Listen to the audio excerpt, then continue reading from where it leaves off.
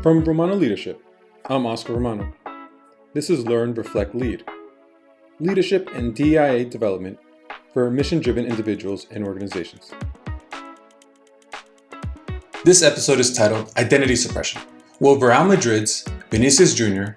and your staff of color have in common.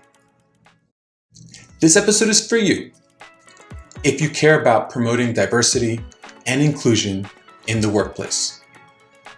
If you're interested in understanding the impact of racism and identity suppression, or if you want to learn about how to create an inclusive environment for employees and students.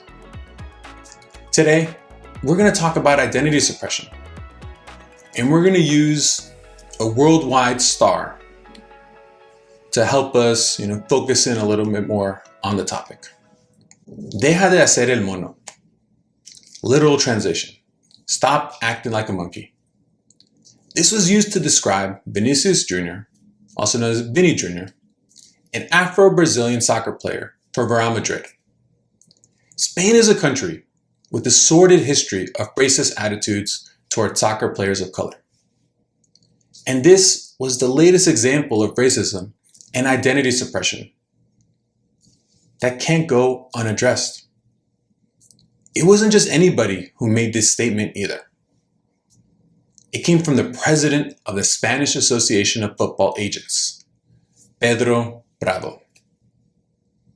Now, Bravo later tried to walk it back by saying that he meant a different meaning of the phrase, as it can be interpreted as stop playing the clown or stop acting the fool.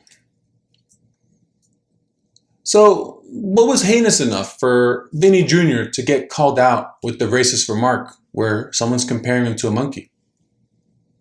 You see, he danced. Vinny Jr. celebrates his goals with a short dance routine, literally only seconds long.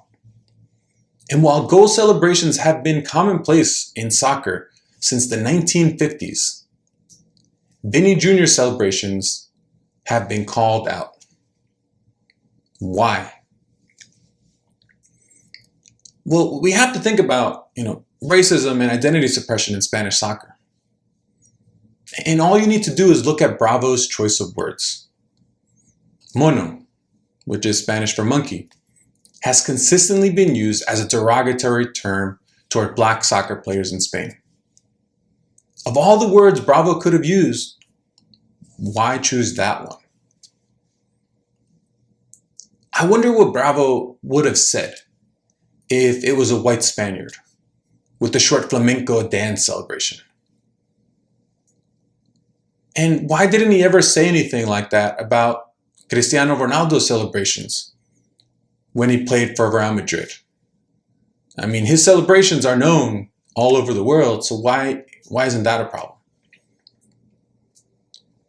It seems like they want Vinny Jr. to perform and put on a show, but they want him to do it the right way, their way. They'll tolerate Vinny Jr.'s inclusion in their league if he doesn't bring his culture with him. Now, I want you to compare that with, the workplace and schools and think about identity suppression there. How often do organizations send that same message to their staff of color? How often do they tell them to conform and leave their cultural identities at the door? You can't say you care about diversity if you're muting the expressions of the people of color who work for you. And it's even more important in schools. Educators are setting up students' mental frameworks about what's acceptable and how they should behave. What does it say to students when aspects of their identities are outlawed? Why should it matter if somebody shows up with designs shaved into their heads?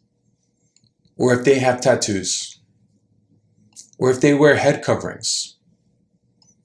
Or if they do a little dance when something goes well? Let's go back to Vinny Jr. and review his response to all this. Now, for perspective, Vinny Jr. is a multi-million-dollar soccer star for one of the top clubs in the world, Real Madrid. And one of the leading, and he's that soccer star for one of the leading national teams in the world, Brazil. And he used his platform to hit back against the attacks against him. Vinny Jr. said, "My dances celebrate the cultural diversity of the world. Accept it, respect it. I'm not going to stop," he wrote on Instagram. "Weeks ago," he said, "some people started to criticize my dancing, but the dancing is not mine alone. They belong to Ronaldinho, Neymar, Paquetá, Griezmann, Joao Felix, Mateus Cunha, Brazilian funk singers and samba dancers, Latin reggaeton singers, Black Americans. They are dances to celebrate the cultural diversity of the world. They say that happiness bothers. The happiness of a Black Brazilian being successful in Europe bothers much more. But my will to win, my smile, and the sparkle in my eyes are much bigger than that." Man, what a powerful statement by Vinny Jr. What was great is that Vinny Jr. also saw a ton of support from his team, Real Madrid, and from players worldwide. Players told him that he's not alone and that he's supported. At the end of the day, though, organizations need to take the lead. And that's why it was powerful for Real Madrid to take that stance. Because organizations must lead in creating cultures that allow individuals to express their identities. 99.9% of employees and students don't have the same platform as Vinny Jr. Many will suppress their cultural identities to fit in. They don't want to rock the boat. They want to succeed and know that their bosses or their teachers hold the key to success.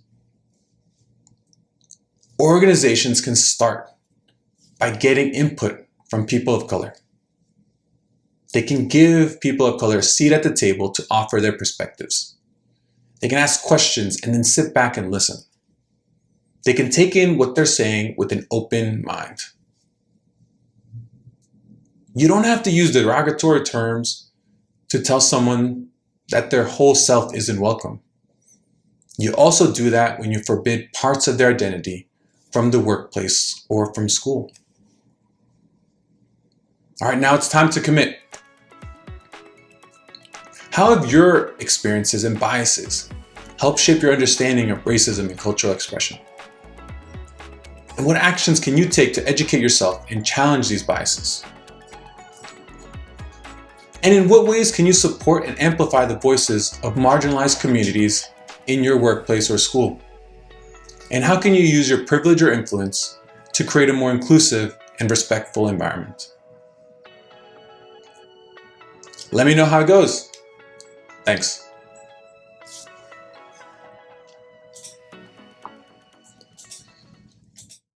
That's it for this episode of Learn, Reflect, Lead. Thank you for watching on YouTube or listening via podcast. If you're interested in more, you can find me at romanoleadership.com or connect with me on LinkedIn at Romano Leadership. If you like this episode, please share it with your friends, subscribe, and leave a review. I'm Oscar Romano. Until next time.